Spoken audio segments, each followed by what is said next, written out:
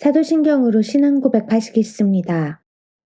전능하사 천지를 만드신 하나님 아버지를 내가 믿사오며 그 외아들 우리 주 예수 그리스도를 믿사오니 이는 성령으로 잉태하사 동정녀 마리아에게 나시고 본디오 빌라도에게 고난을 받으사 십자가에 못 박혀 죽으시고 장사한 지 사흘 만에 죽은 자 가운데서 다시 살아나시며 하늘에 오르사 전능하신 하나님 우편에 앉아 계시다가 저리로서 산자와 죽은 자를 심판하러 오시리라.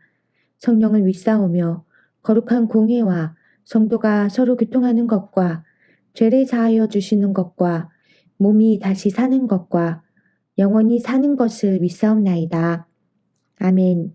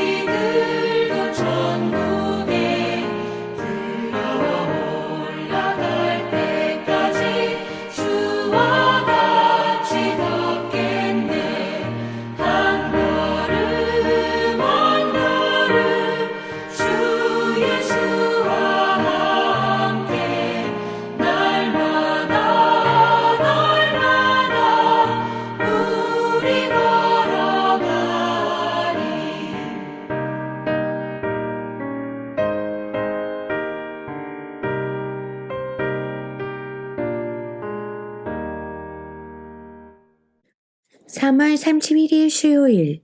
오늘 우리에게 주시는 말씀은 마태복음 26장 6절에서 13절까지 말씀입니다.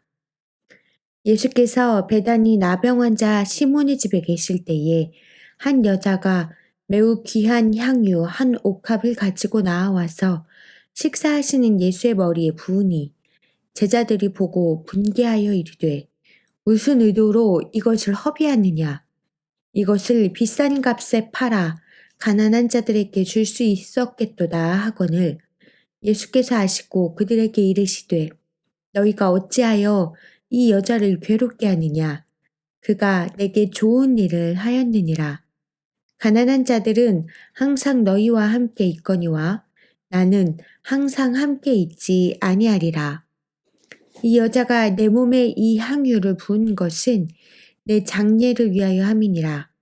내가 진실로 너희에게 이르노니 온 천하에 어디서든지 이 복음이 전파되는 곳에서는 이 여자가 행한 일도 말하여 그를 기억하리라 하시니라.